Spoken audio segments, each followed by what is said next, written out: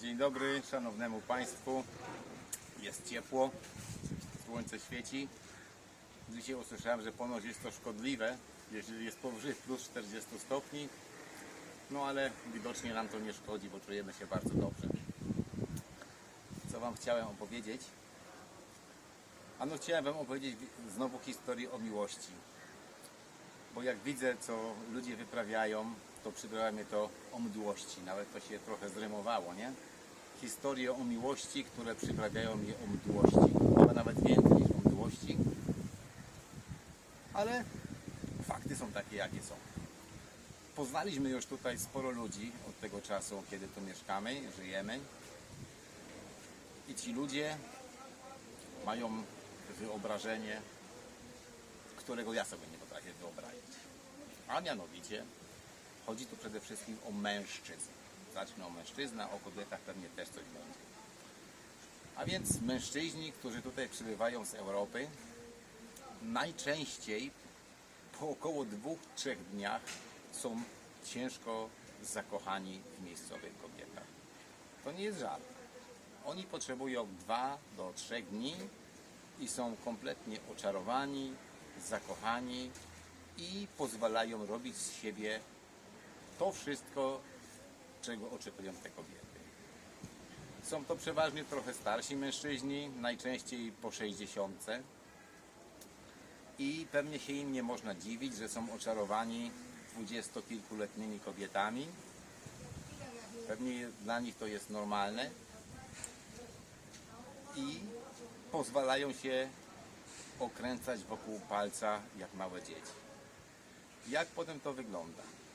Stan zakochania, stan euforii doprowadza do tego, że po następnym miesiącu albo po 2 czy maksymalnie 3 miesiącach tacy mężczyźni biorą ślub tutaj z tymi kobietami i zaraz potem mają dzieci. Czyli około rok po przyjeździe tutaj są już ożenieni i mają dzieci z kobietami z tego kraju.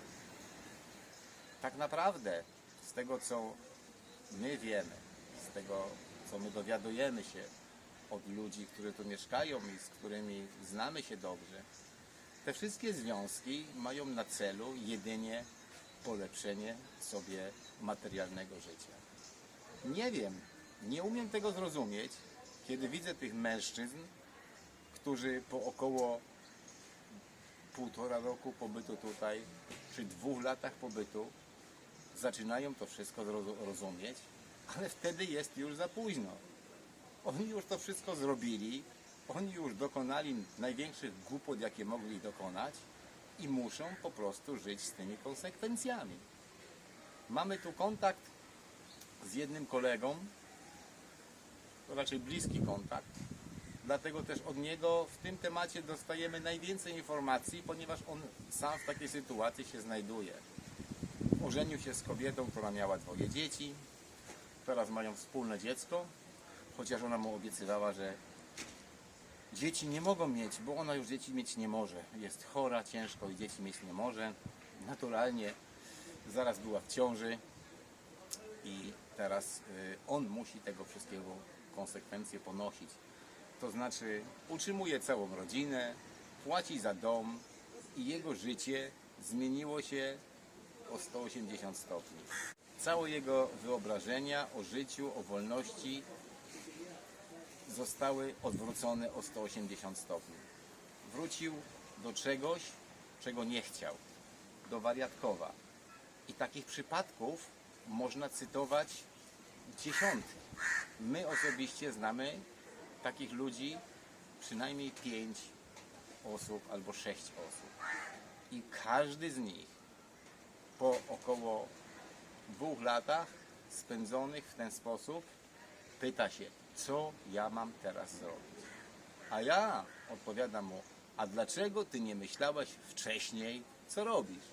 Przecież jesteś dojrzałym człowiekiem, nie masz 15 lat, a robisz głupoty jak gówniarz. Jeden z moich kolegów wczoraj wieczorem zaczął mi się bardzo żalić, mówiąc, że on już nie wie, co ma teraz zrobić, bo ta sytuacja jest tak krańcowo wyczerpująca jego organizm, jego zdrowie, jego umysł, że nie wie, co ma zrobić. Jego jedynym pomysłem na chwilę obecną jest ucieczka. To znaczy chce się spakować i wyjechać najprawdopodobniej na Filipiny albo do Tajlandii. Znając tych ludzi, pewnie będąc tam w Tajlandii, zrobi następną głupotę i będzie ponosił jej konsekwencje. A przykładów takiej głupoty to można dawać więcej. Z opowiadań wiem, nie poznałem tego człowieka osobiście, mieszka tutaj już wiele lat.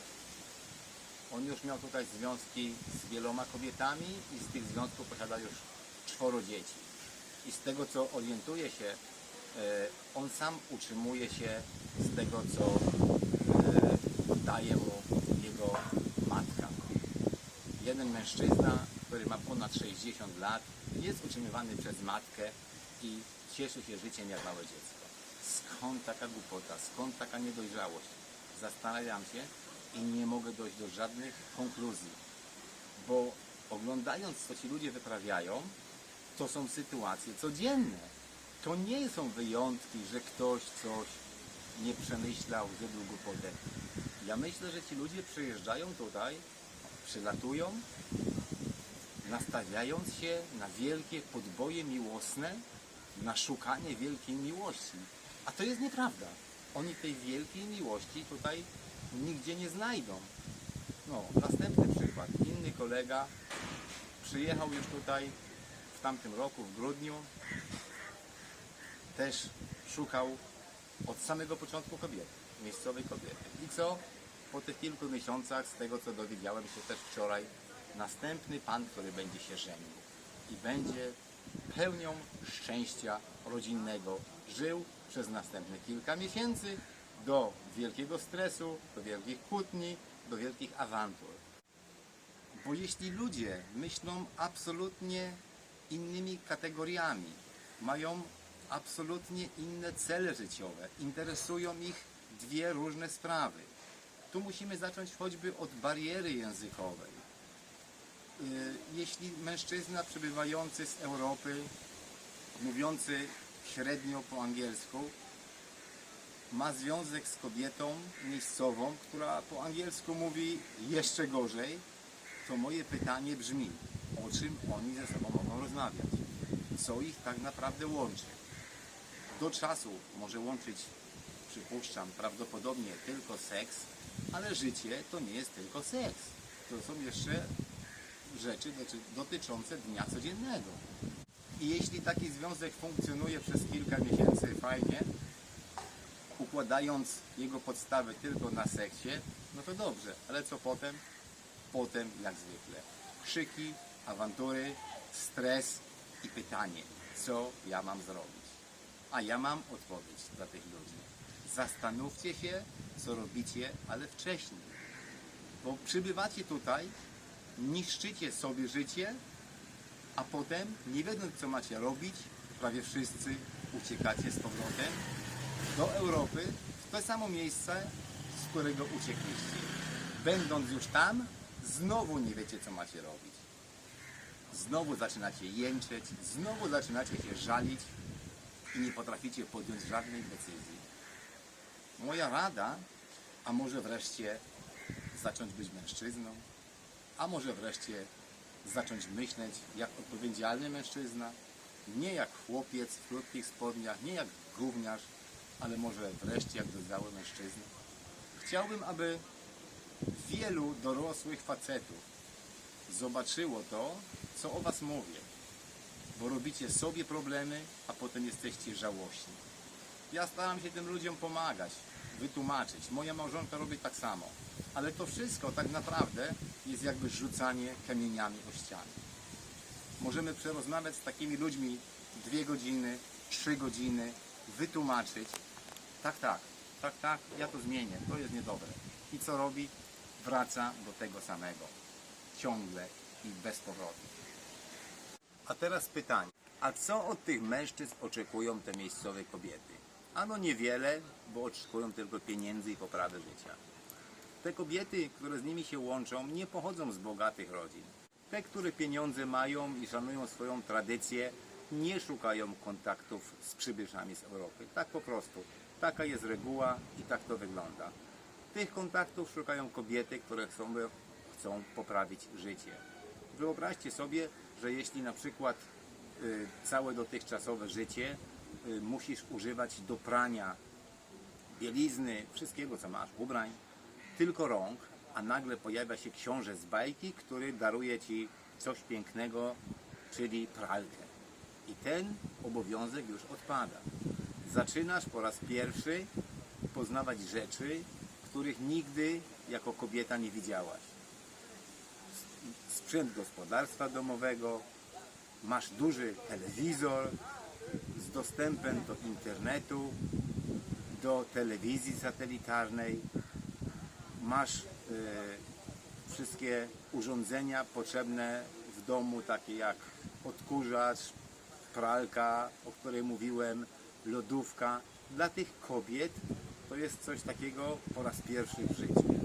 Więc one są gotowe naprawdę dużo zrobić, aby sobie takie życie polepszyć. Jeden z moich kolegów, który też jest tutaj żonaty, niedawno urodziło mu się też dziecko. No, różnica wieku między nim a jego żoną to jest 42 lata, no ale skoro tak chcą, to dobrze. Ten człowiek jeszcze był zauroczony, ale z dnia na dzień to zauroczenie chyba mu też przechodzi. I pytanie, co będzie dalej? Ano pewnie niewiele, pewnie będzie tak samo jak z tymi innymi wszystkimi dążuanami, którzy tu przyjechali i szukają wielkiej miłości.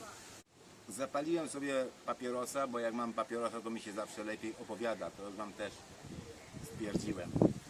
Pewnie znowu przydługo, pewnie znowu trochę ględzę, ale lepiej ględzić niż robić głupoty w życiu. Ja tak bardzo chciałbym wpłynąć na was mężczyzn. Przemyślcie, co robicie. Nie dajcie z siebie robić idiotów.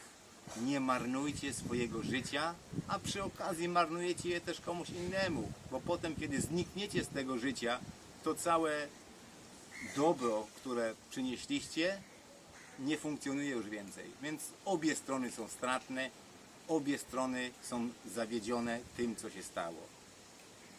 Przyjmijcie moje ostrzeżenie.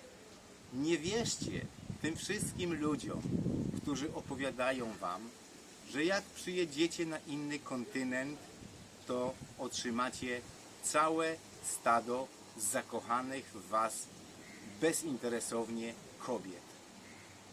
Uzmysłówcie sobie wreszcie, że wasze grube brzuchy i często niezbyt porządnie wyglądające uzębienie to nie jest przyczyna, dlaczego w was, jak to mówią, zakochują się te kobiety. One szukają was po prostu pieniędzy, a wy robicie z siebie nędznych frajerów. Jest mi za was po prostu wstyd.